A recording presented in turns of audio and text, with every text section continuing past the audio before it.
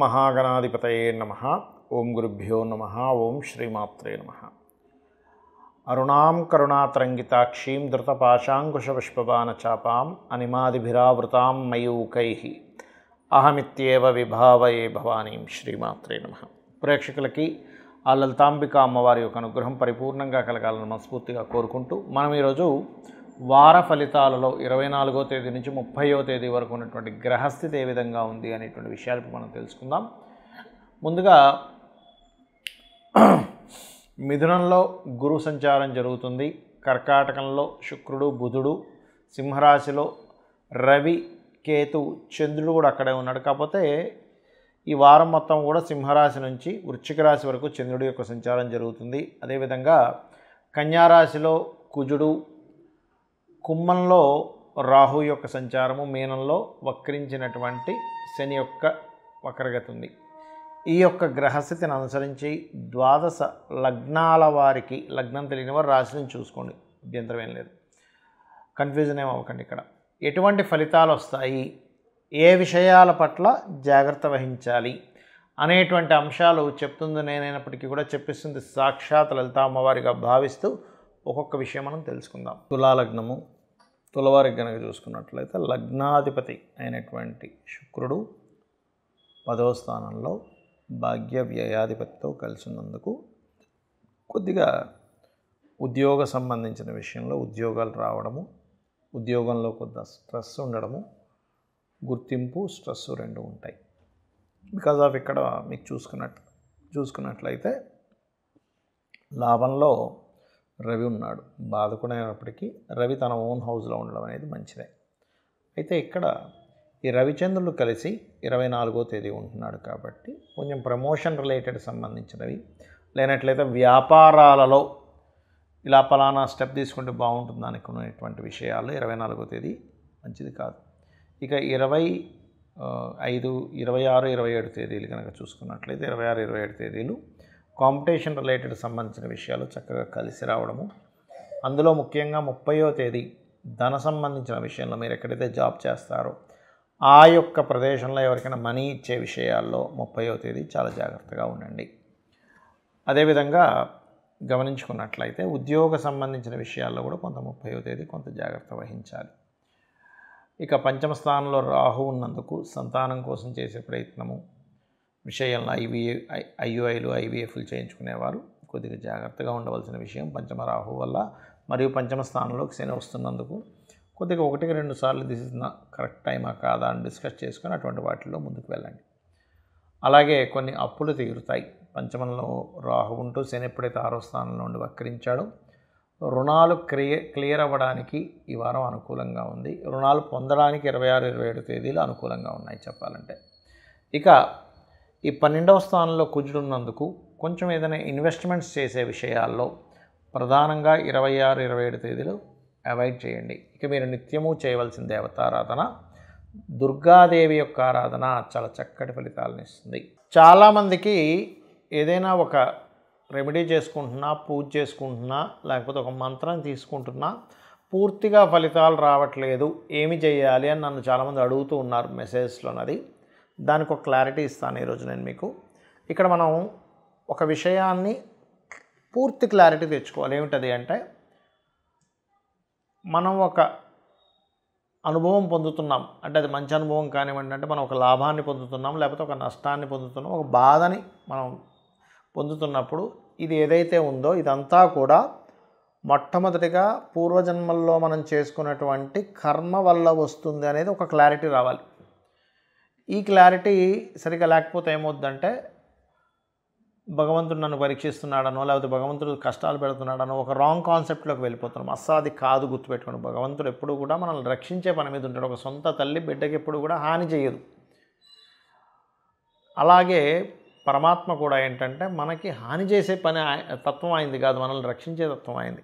మరి ఇవన్నీ ఎందుకు జరుగుతున్నాయంటే పూర్వజన్మలో చేసుకున్న కర్మల వల్ల వస్తున్నాయి. మనం ఎటువంటి కర్మలు చేస్తే అటువంటివి. ఒక వ్యక్తికి మనం కావాలని ఏదో కాళ్ళు ఏదో ఒక రాడ్ లాంటిదంతా కూర్చోం పూర్వజన్మలో, ఈ జన్మలో కాలుకి సంబంధించిన ఇబ్బంది వస్తుంది అంటే పూర్వజన్మ కృతం పాపం వ్యాధి రూపేణ పీడితం అంటూ ఉంటారు. అయితే ఇక్కడ ఈ రెమెడీస్ చేసుకునేటప్పుడు ఒక లలితా సహస్రనామ మంత్రం కావచ్చు, ఒక దానం ఇవ్వడం కావచ్చు, ఒక గురువుగారి దగ్గర తీసుకున్నటువంటిది ఏదైనా కావచ్చు, అది ఎలా పనిచేస్తుంది అంటే మీరు దాన్ని కంప్లీట్గా ఒక పూజ గదిలో కూర్చొని దాన్ని ఆ మంత్రాన్ని మీరు కూర్చొని మీ బుద్ధికి తోచింది, ఇప్పుడు ఎవరో ఏదో మంత్రం ఇవ్వడం వల్ల నేను ఇది చేయాలని, కానీ మీ మనసు అక్కడ కనెక్ట్ అవ్వనంతసేపు మీరు చేసేటువంటి మంత్రానికి, మీరు చేసేటువంటి పూజకి, మీరు చేసేటువంటి అష్టోత్తరాలకి ఎక్కడా కూడా ఫలితం రాదు. కంప్లీట్గా మీ యొక్క మనసు కూడా అక్కడ పెట్టి రమించాలి అందులో. అప్పుడే మీ యొక్క రెమెడీలు పనిచేస్తాయి. ఇది పాయింట్ నెంబర్ 1 అయితే. రెండవది, చేస్తున్నానండి నేను కానీ నాకు రిజల్ట్ రావట్లేదు అంటారు. కారణం ఏమిటంటే అది చేసినంతసేపు ఒక అరగంట సేపు పూజ చేస్తారు, మిగిలిన 23.5 గంటల సేపు భయం వల్ల లేకపోతే దిక్కుతోచని స్థితి వల్ల ఏదో అయిపోతుంది అనేటువంటి తెలియని ఒక సబ్కాన్షియస్లో ఏర్పడుతున్నటువంటి ఒక అలజడి వల్ల, ఒక ఘర్షణ వల్ల మైండ్లో నెగటివ్ థింకింగ్ చేస్తూ ఉంటారు. అలా నెగిటివ్గా మీరు మనసులో అనుకోవడం కూడా మంత్రమే అని చెప్తుంది శాస్త్రం. మననాత్ త్రాయతే ఇది మంత్ర. అంటే మనసులో ఏదైతే మాటి మాటికి మనం స్మరిస్తున్నామో అది మంత్రం. అరగంట సేపు చేసినటువంటి ఏదైనా ఒక జపం కంటే కూడా 23 గంటలు అంటే నిద్రపోతున్నా, తెలివేస్తున్నా, మీరు ఏ పని చేసుకుంటున్నా అదే తిప్పుతుంది. అమ్మాయి అప్పు కట్టకపోతే ఎలాగా, మా అమ్మాయి కూతురు పెళ్ళికి డబ్బులు రాకపోతే ఎలాగా, ఇక రకరకాలు ఉంటాయి. ఈ జబ్బు తగ్గకపోతే ఎలాగా, లేకపోతే వీటితో పెద్ద గొడవ అయ్యేటట్టుంది ఎలాగా. అంటే ఏంటంటే మీరు పరిపూర్ణంగా నేను అమ్మవారిని నేను పట్టుకున్నాను, నేను పూర్వజంలో ఏదో కర్మ చేసి ఉంటాను కాబట్టి నేను ఇది అనుభవిస్తున్నాను, కానీ నేను అమ్మవారిని ఆశ్రయించాను కాబట్టి అమ్మవారు నేను ఇంకోసారి తప్పు చేయను, అమ్మవారు నన్ను చూసుకుంటుంది అనేటువంటి బలమైనటువంటి మైండ్ సెట్తో మీరు ఉండగలిగితే, ఎంతసేపు నేను అమ్మవారి మంత్రం చేస్తున్నాను కాబట్టి నేను ఇంక ఇలాంటి తప్పు ఇంకో పూర్వజన్మలో చేసి నేను చెయ్యను అని బలంగా మీరు నిర్ణయించుకోగలిగితే ఖచ్చితంగా ఈ మంత్రం మీకు పనిచేసి తీరుతుంది. అది లలితా సహస్రనామాలు కానివ్వండి, విష్ణు సహస్రనామాలు కానివ్వండి, ఏదైనా కానివ్వండి. ఇది మీరు అర్థం చేసుకోవాలి. అంతేగాని ఇదేంటో ఏదో దానం ఇస్తున్నాం అవుతుందో అవ్వదో, ఏదో లలిత సహస్రనామాలు చదువుతున్నాం అవుతుందో అవ్వదో అనుకుంటే దాని ఫలితం నిజంగా అలాగే వస్తుంది, గుర్తుపెట్టుకోండి. అందుకే మనకి డాక్టర్లు కూడా చెప్తారు, ఏమండి మీరు నమ్మకంగా మీరు ప్రశాంతంగా ఉండండి, ఓవర్ థింకింగ్ చేయకండి అంటూ ఉంటారు. అనవసరమైన భయాలు పెట్టుకోకండి, ప్యానిక్ అవ్వకండి అని చెప్తుంటారు చూసారా. అంటే మనం ప్యానిక్ అయితే మనకు రోగం ఎలా ముదురుతుందో మన నిత్య జీవితంలో కూడా అనవసరంగా మైండ్లో రకరకాల ఆలోచనలు తిప్పుకొని ప్యానిక్ అయితే ఆ కర్మలు కూడా అలాగా అనుభవించవలసి వస్తుంది. అలాగే ఎప్పుడు కూడా కేవలం ఏలినాడ్సనో లేకపోతే కాలసర్ప యోగమనో లేకపోతే ఇంకోటి ఏదో అనో భయపడడం కాదు. ఇవన్నీ కర్మలు.